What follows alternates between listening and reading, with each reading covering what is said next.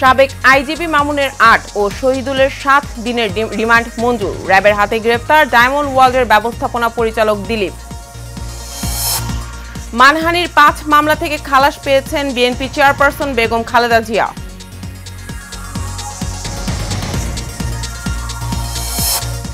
এবং ইতিহাস গড়ে পাকিস্তানকে বাংলা ওয়াশ করল টাইগাররা। দ্বিতীয় টেস্টে ৬ উইকেটের জয়। রাষ্ট্রপতি ও প্রধান উপদেষ্টার শুভেচ্ছা।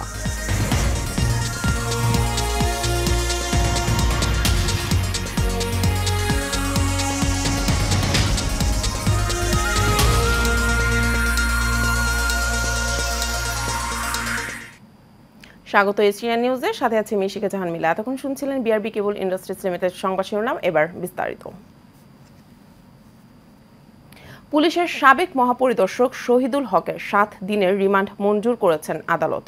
বৈষম্য বিরোধী আন্দোলন চলাকালে ছাত্র জনতার মিছিলে রাজধানীর নিউ মার্কেট এলাকায় ব্যবসায়ী আব্দুল ওয়াদুদকে গুলি করে হত্যার অভিযোগ করা মামলার সুষ্ঠু তদন্তের স্বার্থে তাকে ১০ দিনের রিমান্ডে নিতে আবেদন করে পুলিশ।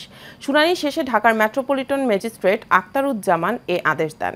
এছাড়াও বৈষম্য বিরোধী আন্দোলনে ছাত্র জনতার মিছিলে নির্বিচার গুলিবর্ষণে রাজধানীর মোহাম্মদপুরে মুদি দোকানি আবু সাইদ হত্যা মামলায় গ্রেপ্তার পুলিশের সাবেক মহাপরিদর্শক আব্দুল্লাহ আল মামুনের ৮ দিনের রিমান্ড মঞ্জুর করেছেন আদালত।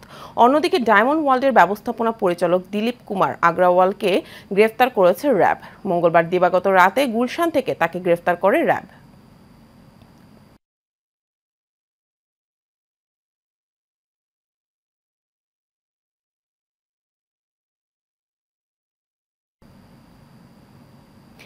এদিকে দেশের আইন শৃঙ্খলা রক্ষায় সতর্কীকরণ বিজ্ঞপ্তি জারি করেছে স্বরাষ্ট্র মন্ত্রণালয়। গতকাল জনসাধারণের জ্ঞাতার্থে এই বিজ্ঞপ্তি জারি করা হয়। এতে বলা হয়, গত ৫ আগস্ট বৈষম্য বিরোধী ছাত্র আন্দোলনের নেতৃত্বে ছাত্র জনতার গণঅভ্যুত্থানের কর্তৃত্ববাদী সরকারের পতন হলে অন্তর্বর্তীকালীন সরকার দায়িত্ব গ্রহণ করে। দীর্ঘদিনের দুঃশাসনে বহু মানুষ অপহরণ, গুম ও বিচার বহির্ভূত হত্যাকাণ্ডের মতো নানা নির্যাতনের শিকার হয়েছে। ফলে বিদায়ী সরকারের প্রতি জনমনে প্রচণ্ড ক্ষোভ বিরাজমান। অন্তর্বর্তীকালীন সরকার এসব নিপীড়নের বিচার করতে বদ্ধপরিকর। আইন শৃঙ্খলা রক্ষায় সরকারকে আন্তরিক সহযোগিতার আহ্বান জানানো হয়েছে।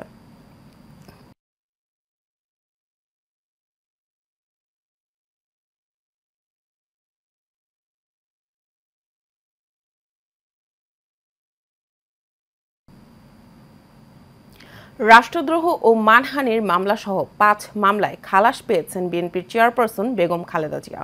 গতকাল ঢাকার সিএমএম কোর্টের বিচারক এ রায় ঘোষণা করেন। রায় শেষে খালেদা জিয়ার আইনজীবী মাসুদ আহমেদ তালুকদার বলেন, ৪ বছর আগে মামলার বাদী মৃত্যুবরণ ও সাক্ষী অনুপস্থিত থাকায় মামলা থেকে খালাস পেয়েছেন বেগম জিয়া। এইচ.এ. মিতুর রিপোর্ট।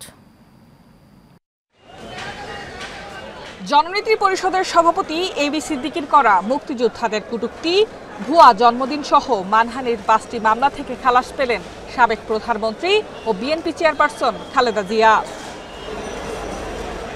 সকালে ঢাকার চিফ মেট্রোপলিটন ম্যাজিস্ট্রেট মাহবুবুল হকের আদালত ৪টি ও অতিরিক্ত চিফ মেট্রোপলিটন আদালতের ম্যাজিস্ট্রেট তোফায়েল হোসেন একটি রায় ঘোষণা করেন। রায় শেষে খালেদা জিয়ার আইনজীবী মাসুদ আহমেদ তালুকদার গণমাধ্যমকে জানান, ৪ বছর আগে মামলার বাদীর মৃত্যুবরণ ও কিছু মামলায় সাক্ষী হাজির না হওয়ার কারণে খালাস পেয়েছেন বিএনপি চেয়ারপারসন। এই মামলা মিথ্যা, এটা শুধু মিথ্যা নয়, এটা ছিল আওয়ামী লীগের সরকারের কাল্পনিক মামলা।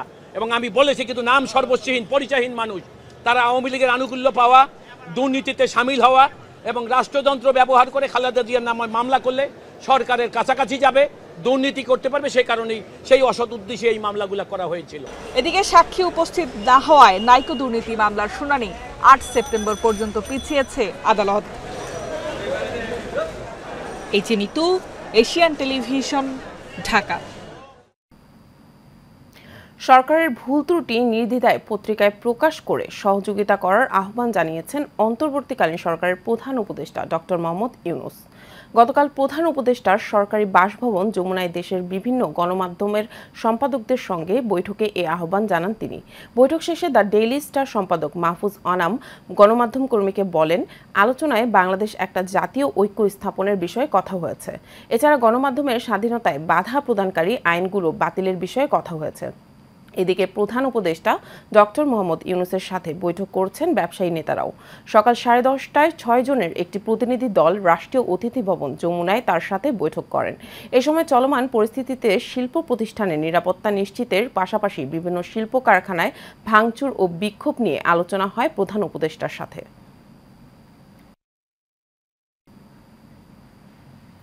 বিডিআর হত্যাকাণ্ডের পর শেখ হাসিনার কর্মকাণ্ড রহস্যজনক ছিল বলে মন্তব্য করেছেন বিএনপির জাতীয় স্থায়ী কমিটির সদস্য মেজর অবসরপ্রাপ্ত হাফিজ উদ্দিন আহমেদ। গতকাল গুলশানের বিএনপি চেয়ারপারসনের কার্যালয়ে এক সংবাদ সম্মেলনে হাফিজ উদ্দিন আহমেদ কথা বলেন। মেজর হাফিজ আরও বলেন, আওয়ামী লীগ ক্ষমতায় আসার সাথে সাথে 2009 সালে বিডিআর হত্যাকাণ্ড ঘটলেও এখনও ধোঁয়াশা রয়ে গেছে। বিডিআর হত্যাকাণ্ডের ঘটনায় নতুন করে বিচারের দাবি জানানো হয়েছে। কমিশন গঠন করতে প্রধান উপদেষ্টার কাছে স্মারকলিপি দেওয়া হয়েছে। স্বরাষ্ট্র উপদেষ্টা নতুন করে তদন্ত করার উদ্যোগ নেওয়ায় তাকে ধন্যবাদ জানান বিএনপির এই নেতা। আহমদ, শেখ ফজলে নূর তাপস, নূর আলম চৌধুরী লিটন, শেখ সেলিম, শেখ হেলাল, জাহাঙ্গীর কবির নানক, মির্জা আজম, হাসানুল্লাহ কিনু, সাহারা খাতুন সহ আরও অনেক আওয়ামী লীগের নেতৃবৃন্দ এবং তৎকালীন প্রধানমন্ত্রী শেখ হাসিনার ঘনিষ্ঠ আত্মীয়বর্গ জড়িত ছিলেন বলে জনমনে ধারণা রয়েছে। আমাদের মহান নজির নাই। এবং হত্যাকাণ্ড যখন শুরু হয়, বিডিআর প্রধান জেনারেল শাকিল, সেনাবাহিনী প্রধান এবং অন্যান্য গুরুত্বপূর্ণ কর্মকর্তাদেরকে সাবেক স্বরাষ্ট্র প্রতিমন্ত্রী লুৎফুজ্জামান বাবরের বিরুদ্ধে দায়েরকৃত সকল মিথ্যা মামলা প্রত্যাহার ও নিঃশর্ত মুক্তির দাবিতে বিক্ষোভ মিছিল ও মানববন্ধন করেছে বাবর মুক্তি পরিষদ ঢাকা মহানগর উত্তরের নেতৃবৃন্দ। মঙ্গলবার সকালে বিক্ষোভ মিছিলটি ইসিবি চত্বর হয়ে ভাসানটেক ও মাটিকাটা এলাকার বিভিন্ন সড়ক প্রদক্ষিণ করে। এ সময় উপস্থিত ছিলেন বাবর মুক্তি পরিষদ ঢাকা মহানগর উত্তরের উপদেষ্টা কামরুজ্জামান তালুকদার মাখন, সভাপতি রুবেল চৌধুরী সহ আরও অনেকে।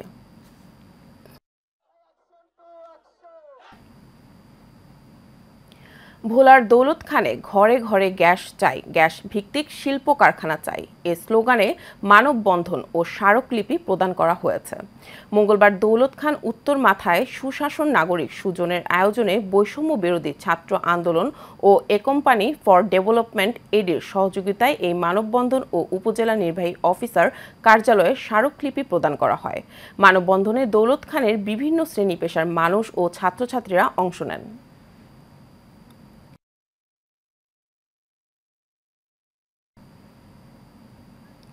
মানিকগঞ্জের সাটুরিয়ায় কোটি টাকার ডেইরি ফার্ম দখল করার অভিযোগ উঠেছে। এছাড়াও কেয়ারটেকারকে মারধর করে ফার্ম থেকে গরু ও ছাগল লুট করে নেওয়া হয়েছে। এ ঘটনায় আদালতে মামলা করেছে ভুক্তভোগী পরিবার। ভুক্তভোগী হানিফ আলী জানান, উপজেলার কামতা মৌজায় 2015 সালে স্থানীয় শামসুদ্দিন মজম আলী, দরবেশ আলী সহ কয়েকজনের কাছে থেকে জমি কিনে ডেইরি ফার্ম করেন তিনি।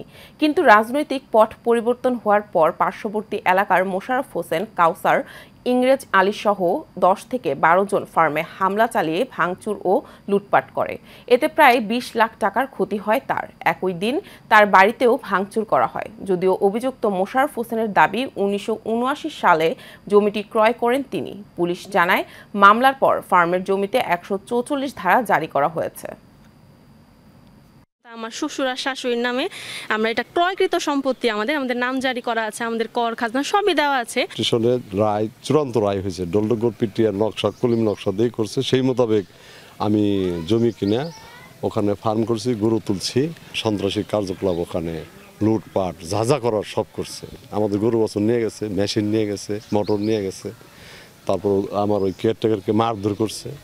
মেহরাজ আলীর কাছ থেকে খরিদ করে আমরা 1979 সাল থেকে এই জমিটা আমরা বুক দখলে থাকি। নওগাঁর আইন শৃঙ্খলা পরিস্থিতি নিয়ে মতবিনিময় ও সম্প্রীতি সভা অনুষ্ঠিত হয়েছে। গণেশপুর ইউনিয়নের সতীহাটে এ সভা অনুষ্ঠিত হয়। মান্দা উপজেলা বিএনপি অঙ্গ ও সহযোগী সংগঠন কর্তৃক আয়োজিত সভায় সভাপতিত্ব করেন মান্দা উপজেলা বিএনপির আহ্বায়ক ও গণেশপুর ইউপি চেয়ারম্যান মোহাম্মদ শফিকুল ইসলাম চৌধুরী। এ সময় মান্দা উপজেলা স্বেচ্ছাসেবক দলের আহ্বায়ক শামসুল হক বাদলের সঞ্চালনায় বক্তব্য রাখেন মান্দা উপজেলা বিএনপির সিনিয়র যুগ্ম আহ্বায়ক AKM নাজমুল হক নাজম সহ অন্যান্য।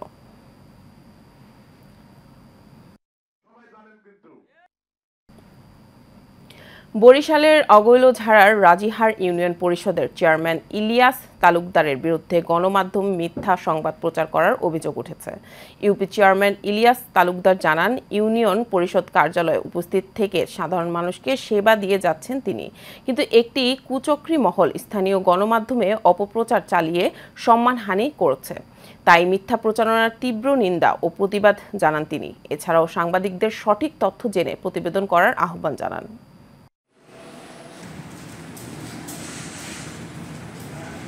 আমি এই ইউনিয়নের সার্বিক রাষ্ট্রের যে দায়িত্বপ্রাপ্ত কাজ রেগুলার করি এবং আমার নামে একটি মিথ্যা নিউজ করা হয়েছে যে আমি অভ্যাস করি না। আমি এটার প্রতিবাদ জানাই এবং তীব্র নিন্দা জানাই। ছাত্র জনতার আন্দোলনে শহীদের স্মরণে এবং প্রবল বন্যায় নিহত ও বেগম খালেদা জিয়ার রোগ মুক্তির কামনায় দোয়া ও আলোচনা সভা অনুষ্ঠিত হয়েছে। সকালে উপজেলার সদর ইউনিয়নের ১ নং ওয়ার্ড বিএনপির অঙ্গ ও সহযোগী সংগঠনের আয়োজনে এই সভা অনুষ্ঠিত হয়। এ সময় লোহাগাড়া সদর ইউনিয়নের সদস্য সচিব শহীদুল আলমের সভাপতিত্বে অনুষ্ঠানে প্রধান অতিথি ছিলেন চট্টগ্রাম দক্ষিণ জেলা বিএনপির আহ্বায়ক কমিটির সদস্য ও লোহাগাড়া উপজেলা বিএনপির সাবেক সভাপতি আশহাব উদ্দিন চৌধুরী। প্রধান বক্তা ছিলেন চট্টগ্রাম দক্ষিণ জেলা বিএনপির আহ্বায়ক কমিটির সদস্য সাজ্জাদুর রহমান, ১ নং ওয়ার্ড বিএনপির সভাপতি নূর আহমদ টিপু, উপজেলা যুবদলের সিনিয়র যুগ্ম আহ্বায়ক ইশফাক চৌধুরী ইভু সহ বিএনপির অঙ্গ ও সহযোগী সংগঠনের নেতাকর্মীরা উপস্থিত ছিলেন।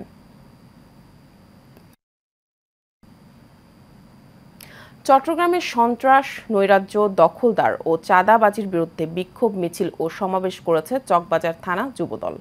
বিক্ষোভ মিছিলে সাধারণ মানুষ থেকে হাজারো নেতাকর্মী উপস্থিত হয়। মিছিল পরবর্তী চকবাজার থানা যুবদলের সভাপতি মোহাম্মদ সেলিমের সভাপতিত্বে ও সহসভাপতি মোহাম্মদ সোহেলের সঞ্চালনায় সমাবেশে প্রধান অতিথি ছিলেন চট্টগ্রাম মহানগর যুবদলের সাংগঠনিক সম্পাদক মোহাম্মদ এমদাদুল হক বাদশা।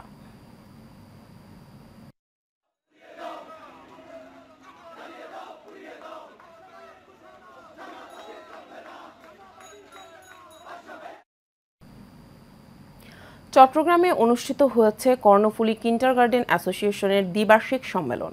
গতকাল উপজেলার আজিম হাকিম স্কুল অ্যান্ড কলেজ মিলনায়তনে এ সম্মেলন অনুষ্ঠিত হয়।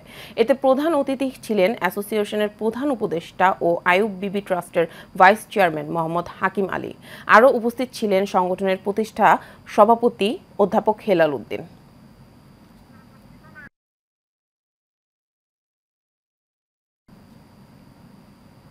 ফেনীতে ভয়াবহ বন্যায় ক্ষতিগ্রস্ত অসহায় মানুষের মাঝে খাবার এবং প্রয়োজনীয় ওষুধ সরবরাহ করেছে চট্টগ্রাম শেফ ফেডারেশন। ফেনী জেলার সিন্ধুপুর কৌখালী মিয়াবাড়ি এলাকায় এই ত্রাণ সহায়তা প্রদান করা হয়। শেফরা তাদের নিজেদের হাতের রান্না বানভাসী মানুষের হাতে তুলে দেন, পাশাপাশি প্রয়োজনীয় ওষুধ সামগ্রী বিতরণ করেন। এ সময় শেফ ফেডারেশন নেতৃবৃন্দগণ অসহায় মানুষের পাশে থাকার অঙ্গীকার করেন।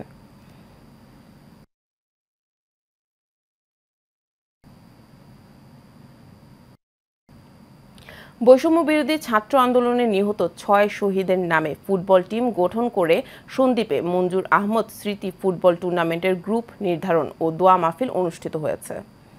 এতে শহীদ আবু সাইদ, শহীদ ওয়াসিম, শহীদ সৈকত, শহীদ ফারহান ফায়েজ, শহীদ মীর মুগ্ধ ও শহীদ ইয়ামিনের নামে ৬টি দল অংশগ্রহণ করবে। টুর্নামেন্ট পরিচালনা কমিটির সভাপতি মাস্টার সাইফুল ইসলাম সভাপতিত্বে ও মাকসুদুর রহমান সুমনের সঞ্চালনায় সন্দ্বীপ উপজেলার এম.এ. মোবারক মিয়া পরিবারের পৃষ্ঠপোষকতায় ও মঞ্জুর আহমদ স্মৃতি ফুটবল টুর্নামেন্টের গ্রুপ নির্ধারণ দোয়া মাহফিল অনুষ্ঠানে উপস্থিত ছিলেন বিশিষ্ট সমাজসেবক জামশেদুর রহমান, ফেরদৌস আহমেদ, কৌশিক সহ বিভিন্ন রাজনৈতিক, সামাজিক, সাংস্কৃতিক ও সুশীল সমাজের ব্যক্তিবর্গরা।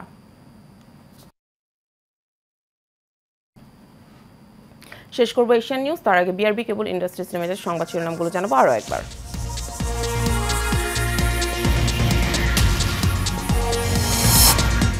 সাবেক আইজিপি মামুনের ৮ ও শহীদুলের ৭ দিনের রিমান্ড মঞ্জুর। র্যাবের হাতে গ্রেপ্তার ডায়মন্ড ওয়ার্ল্ডের ব্যবস্থাপনা পরিচালক দিলীপ।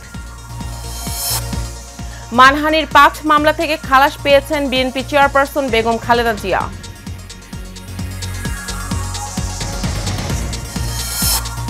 এবং ইতিহাস গড়ে পাকিস্তানকে বাংলা ওয়াশ করল টাইগাররা। দ্বিতীয় টেস্টে ৬ উইকেটের জয়। রাষ্ট্রপতি ও প্রধান উপদেষ্টার শুভেচ্ছা।